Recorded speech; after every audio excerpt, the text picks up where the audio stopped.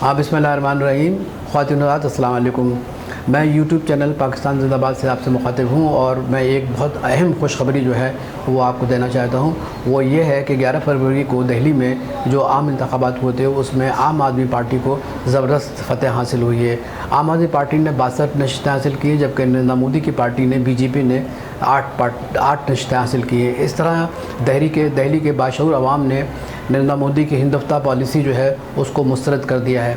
और आम आदमी पार्टी की फ़तह से ये बात भी पूरे हिंदुस्तान में गई है कि हिंदुस्तान का जो सेकुलर आइन है उसको भारत का जो मौजूदा फासिस्ट वज़ीर आज़म है वो चाहता है कि उसको तब्दील करके हिंदुस्तान बना दे। लेकिन अब दिल्ली के आम इंतखाबात में अब ये बात सामने आ गई है कि इस किस्म की जो कोशिश की जा रही है बीजेपी की जानिब से और फासिस्ट नरेंद्र मोदी की जानिब से और उनके जो कारकुन हैं आरएसएस के, ये कोशिश उनकी कामयाब नहीं होगी। और आपको ये मालूम है कि नरेंद्र मोदी ने बहुत कोशिश की कि लोगों को भरवा लाने की। उन्होंने कहा कि जो शाहीन बाग में ख़वातीन बैठी हैं ये पाकिस्तान की हिमायत में बैठी हैं, ये पाकिस्तान के लोग हैं और ये वो लोग हैं कि जो हिंदुस्तान में दहशतगर्द कराते। लेकिन इन तमाम गलीज़ बातों के बावजूद भी जो नरेंद्र मोदी ने उन ख़वातीन के बारे में कही और उसका कोई असर नहीं हुआ और दिल्ली के अवाम ने जूक दर जूक जो है वो आम आदमी पार्टी को वोट दिया। और आपको मालूम है कि दिल्ली में 23% मुसलमान जो थे वो वोट देने के हक़ में हक़दार थे। तो इस तरीके से आम आदमी पार्टी जो है वो फ़तह से हमकिनार हुई है। और एक और उसकी वजह यह है कि आम आदमी पार्टी ने दिल्ली के अवाम के लिए बेपनाह मतलब ये कि समाजी और माशरती और माशी सहूलतें पैदा की हैं। उनको पीने का साफ़ पानी मैसर है, उनको अशिया खुर्दनोश सस्ते दामों में मिलती हैं, ट्रांसपोर्ट का निज़ाम बहुत अच्छा है। तो ये वो चीज़ें थी जो आम आदमी पार्टी ने की और उसकी वजह से उन्हें फ़तह मिली है। लेकिन ये भी बात मैं आपकी खिदमत अर्ज़ कर दूँ कि नरेंद्र मोदी जो है ये वही आदमी है कि जिसने गुजरात में मुसलमानों को बेदरीग़ कत्ल किया, तकरीबन 3000 से ज़्यादा मुसलमानों को मारा। इसके बाद ये वही शख्स है जो एडवानी के साथ मिल के बाबरी मस्जिद किया और वहाँ पर अयोध्या में बाबरी मस्जिद को शहीद किया।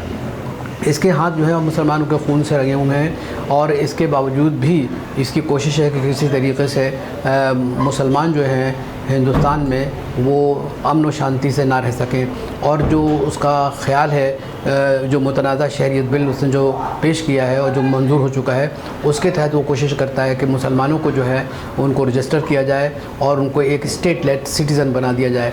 ये चीज़ें जो हैं ये भारत के आवाम को पसंद नहीं है। भारत का हर तबका मुसलमान, सिख, ईसाई और दीगर मज़ाहब के मानने वाले इस शरीयत बिल को भी उन्होंने मुस्तरद कर दिया है। तो आम आदमी पार्टी की जो फ़तह का एक सबब ये भी है कि उसमें शरीयत बिल जो है उसको उन्होंने मुतनाज़े न सिर्फ करार दिया बल्कि उन्होंने कहा कि इसको वापस लेना चाहिए। इस तरीके से 23% मुसलमानों की जो मुकम्मल हिमायत थी वो आम आदमी पार्टी को हासिल थी। इससे ये भी ज़ाहिर होता है कि अब हिंदुस्तान जो है नए अंदाज से सोच रहा है। ये बहुत कुछ हो गया। आपको मालूम है कि हिंदुस्तान का एक दानिश्वर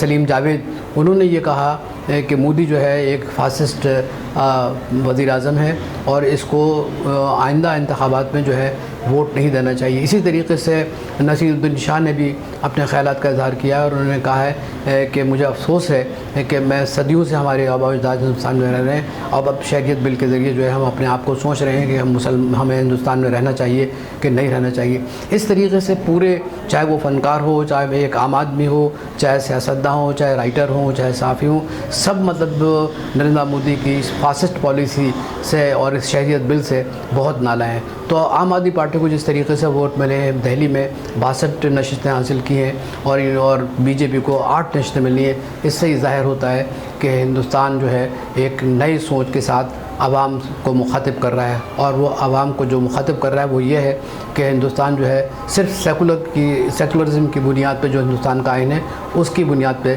मुत्तहद रह सकता है, वरना धर्म की बुनियाद पे हिंदुस्तान जो है वो टूट सकता है।